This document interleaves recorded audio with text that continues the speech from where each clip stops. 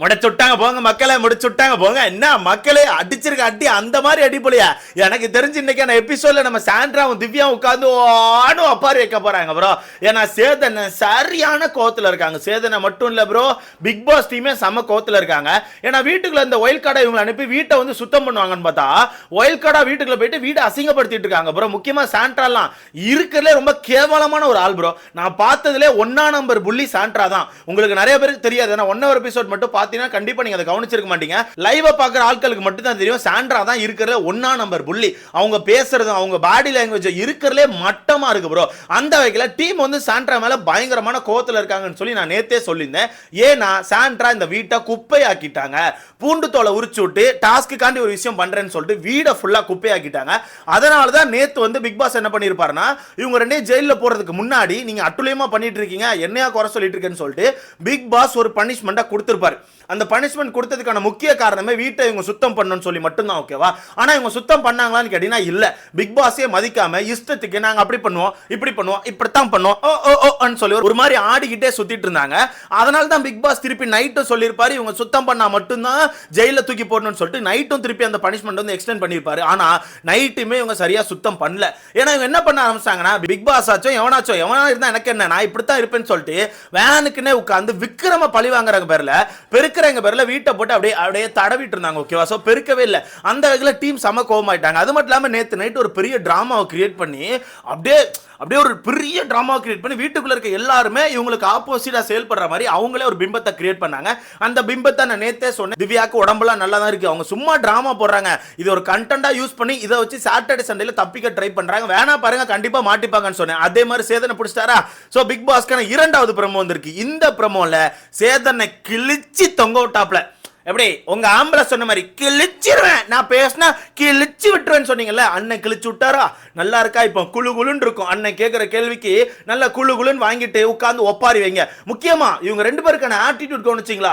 நார்மலா வீட்டுக்குள்ள இருக்கும்போது அவன் இப்படி ஆட்டுறான், இப்படி பண்றான், நல்லா உட்காந்து புள்ளி பண்ணுவாங்க. ஆனா அங்க நாங்க அப்படி பண்ணல சார், நாங்க அப்படி கிடையாது அப்படின்னு சொல்லிட்டு நல்ல நாடகம். அந்த நாடகத்தை ஃபுல்லா கண்டுபிடிச்சிட்டாங்க ப்ரோ டீம்.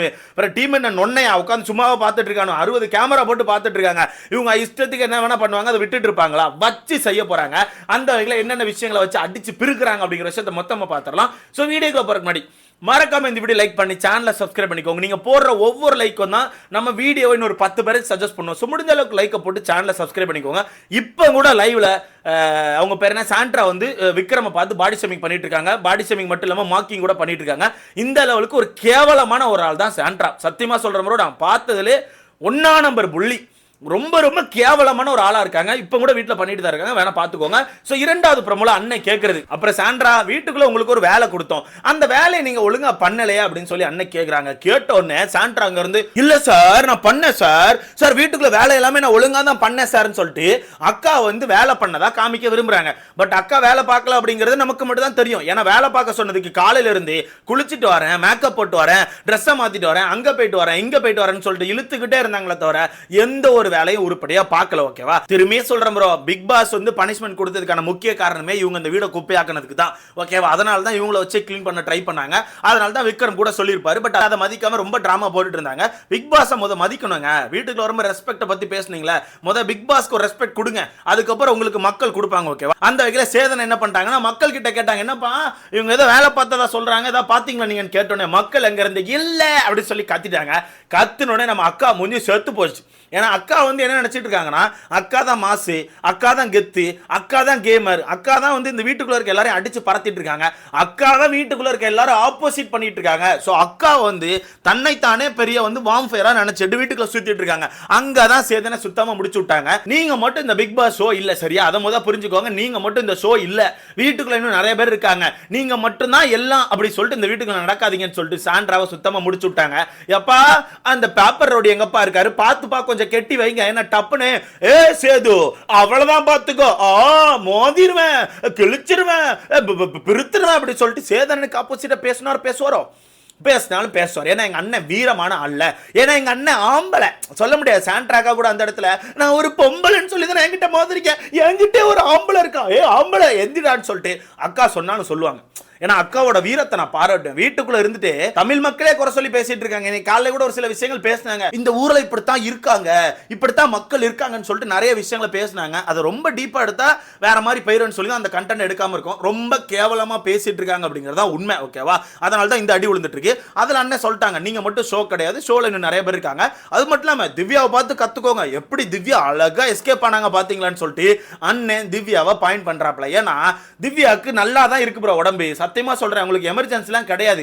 நேத்து பெருக்கிட்டு இருக்கும் போதே ரொம்ப ஃபன்னா தான் பெருக்கிட்டு இருந்தாங்க. அதுல சும்மா ஒரு சின்ன கேப் எடுக்கிறதுக்கு தான் விக்ரம வெறுப்பேத்துறதுக்கு எனக்கு கொஞ்சம் தலைவலிக்குதுப்பா, எனக்கு மெடிக்கல் ரூம் போனப்பா, எனக்கு பிக் பாஸ் சொல்லுங்க, நான் கொஞ்சம் மெடிக்கல் ரூம் போகணும்னு சொல்லிட்டு வேணும்னு சொல்லி தான் அந்த இடத்துல ஒரு கண்டென்ட்டை ஸ்டார்ட் பண்ணாங்க. ஏன்னா மெடிக்கல் ரூம் போற மாதிரி போயிட்டு ஒரு டேப்லெட் ஏதாவது வாங்கிட்டு வந்துட்டா அதை வச்சு கொஞ்ச நேரம் ஓட்டலாம்னு சொல்லி தான் பிளான் போட்டாங்க. அதே மாதிரி பிளான் படி பிக் பாஸும் கூப்பிட்டாரு, இவங்கள போய் ஒரு மாத்திரை வாங்கிட்டு வந்துட்டாங்க.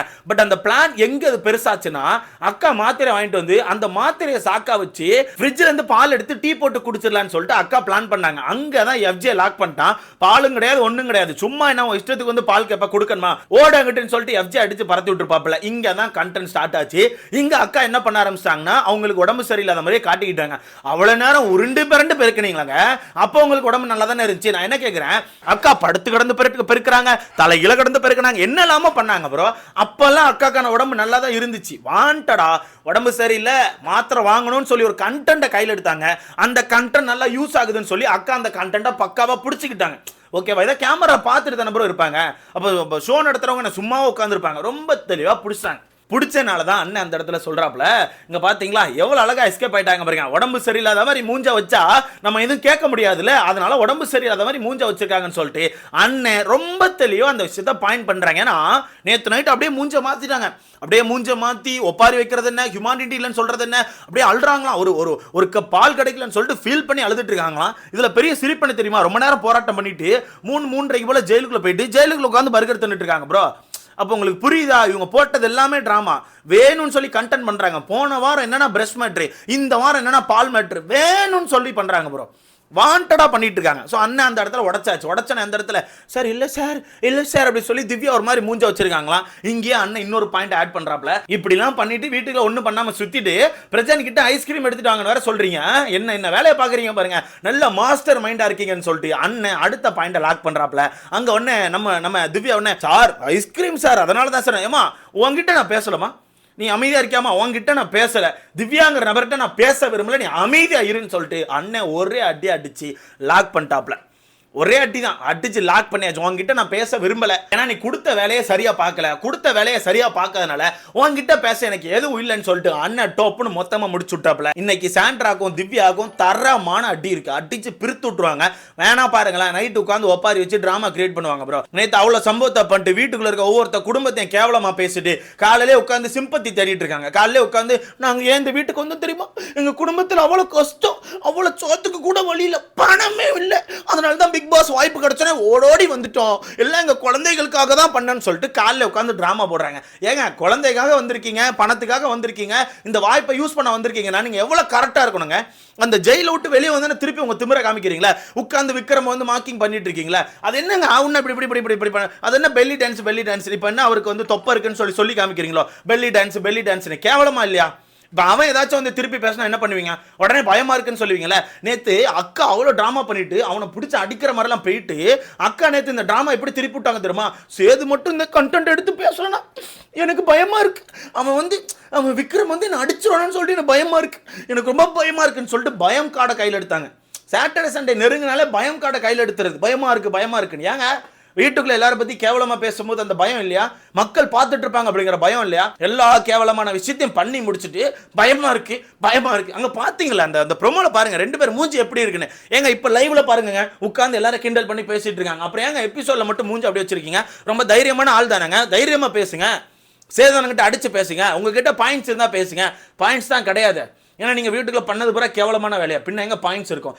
அந்த வகையில் இன்னைக்கான எபிசோட்ல சாண்ட்ரா திவ்யா ஃப்ரைட் ரைஸ் போடுறாப்லன்னு, உங்களுக்கு டீப் ஃப்ரை வேணுமா, ஃப்ரைட் ரைஸ் இல்லை ஃப்ரை சிக்கன் போடுறாப்ல, உங்களுக்கு டீப் ஃப்ரை வேணுமா இல்லை மீடியம் ஃப்ரைவா இல்லை நார்மலாக அரவேக்கடா கொடுத்தா கரெக்டாக இருக்குமான்னு சொல்லிட்டு பார்த்து மறக்காம கமெண்ட்ல போடுங்க.